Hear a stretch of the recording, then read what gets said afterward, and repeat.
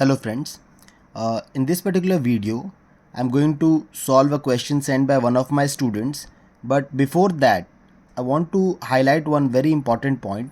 एक स्टूडेंट ने मुझसे पूछा था कि सर बोर्ड एग्ज़ाम्स इतना नज़दीक है और प्रेशर बहुत ज़्यादा फील हो रहा है to score more. Now, how to handle that pressure? What you can do to improve your marks or improve your overall mental health? I will be discussing certain things at the end of this video after the solution of this one. So एक sincere request है हर एक इंसान से जो भी ये video देख रहा है, please share with your friends. Not because it has a solution but because it has certain tips जिससे आपकी मेंटल हेल्थ इम्प्रूव होती है या आप बोर्ड एग्ज़ाम्स में और अच्छे से अच्छा स्कोर कर सकते हो जो भी अभी आप कर रहे हैं. Now moving on to this, what more we can do over here is this is a question sent by one of my students.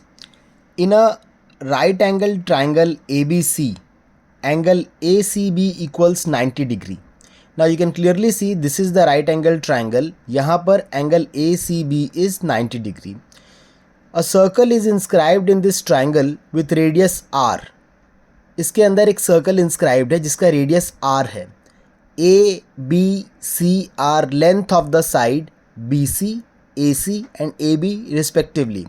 Right angle triangle है. इसके अंदर you can clearly see there are three sides AC, BC and AB and उनके values जैसे अगर हम उसको numbers में assume करते हैं 5, 6, 7 समथिंग लाइक दैट, तो उसके वैल्यूज़ दिए हुए हैं.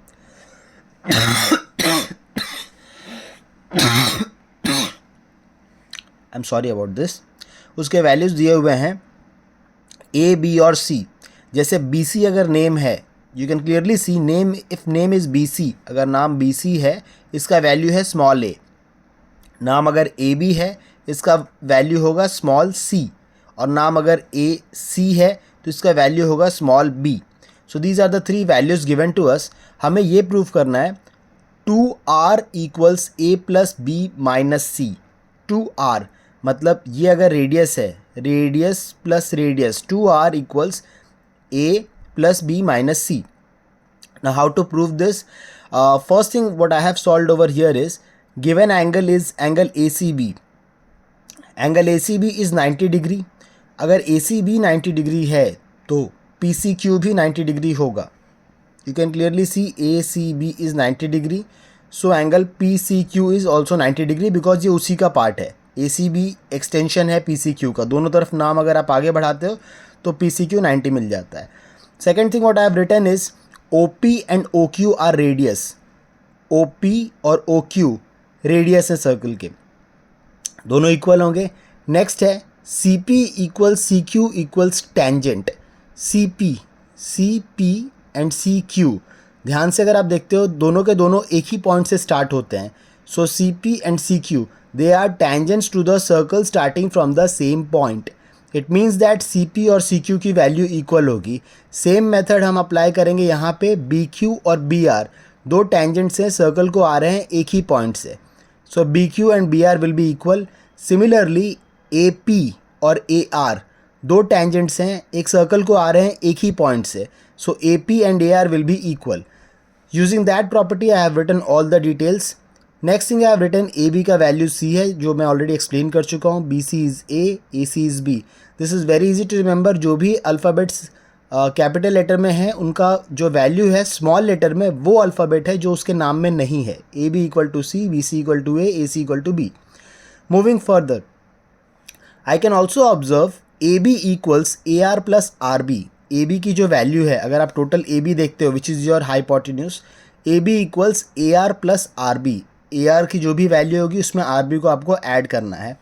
इन quadrilateral PCQO all angles are 90 degree. I'm talking about this particular quadrilateral PCQO. इसमें सारे एंगल्स 90 डिग्री के हैं. All sides is equal to radius. जितने भी साइड्स हैं सब रेडियस के बराबर हैं. बिकॉज अगर this side is radius, this side is radius, दोनों इक्वल हैं. ये और ये टेंजेंट्स हैं, दोनों इक्वल हैं. And this angle is 90 degree. This angle and this angle is also 90 degree. इसका रीज़न है रेडियस टेंजेंट परपेंडिकुलरिटी थ्योरम. अगर आपने सर्कल चैप्टर पढ़ा है तो आपको पता होगा रेडियस और टेंजेंट परपेंडिकुलर्स होते हैं, सो ये एंगल भी 90 डिग्री है। ओवरऑल आप इसको ईजिली प्रूव कर सकते हो कि ये एक स्क्वायर है। Now moving on further, what I have done is AC equals AP plus PC। आप डायग्राम में देखोगे तो AC equal AP plus PC easily मिल जाएगा आपको। नाउ यहाँ पर AP प्लस PC जो है, इसमें मैं ये लिख सकता हूँ, सबके वैल्यूज़ अगर मैं वहाँ पर रिप्लेस कर देता हूँ, AC की वैल्यू है B, AP का वैल्यू मुझे नहीं पता है, so I am writing AP, and PC की वैल्यू है R।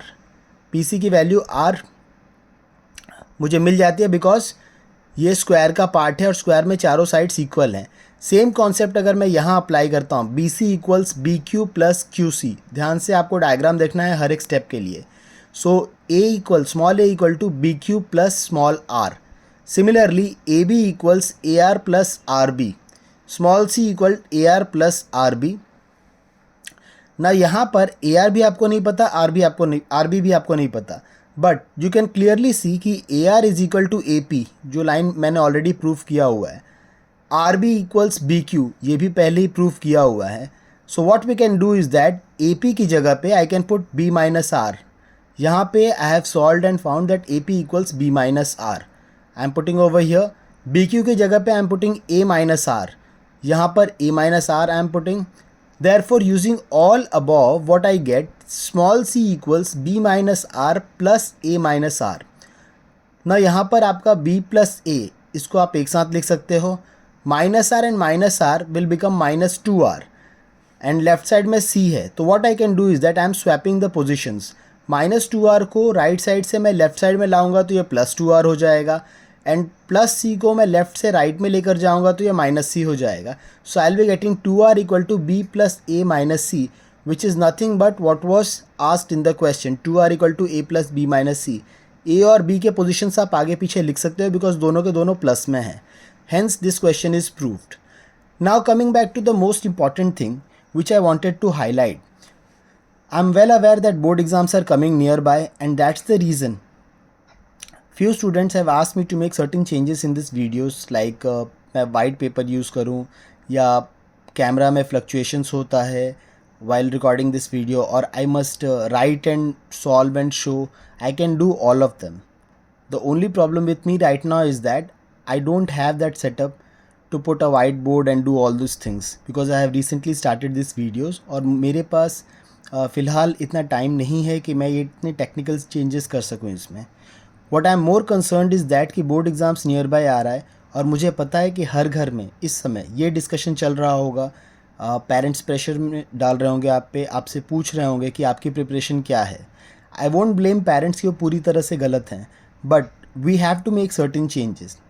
Anyways, I don't want to drag this long, immediately coming back to the points which I want to discuss.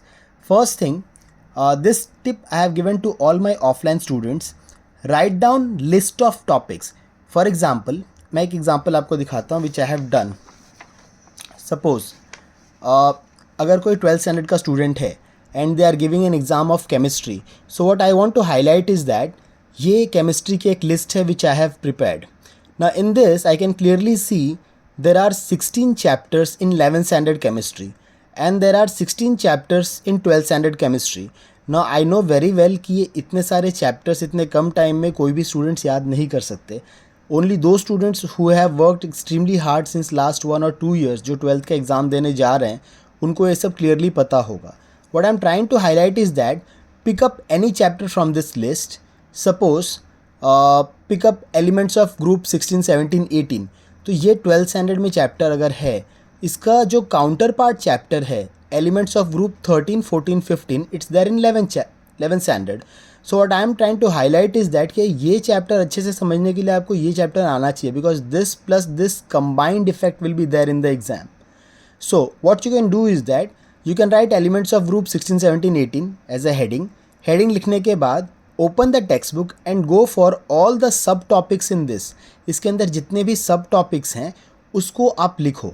एक एक chapter के अंदर आई अज्यूम 10 सब topics होंगे, सबके नाम लिखो आप.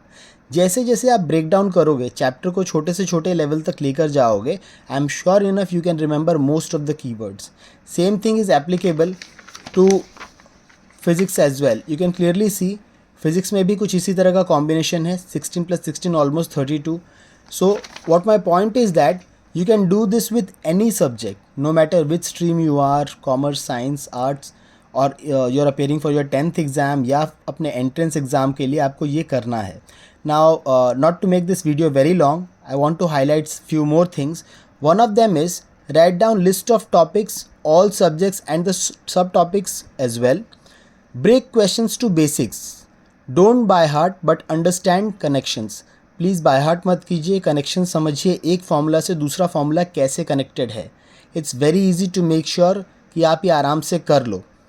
Next is observe carefully, analyse, read more, practise if interested. अगर आपको इंटरेस्ट है तो ऑटोमेटिक सी बात है कि प्रैक्टिस जब आप करोगे तो आपके लिए वो इफ़ेक्टिव होगा.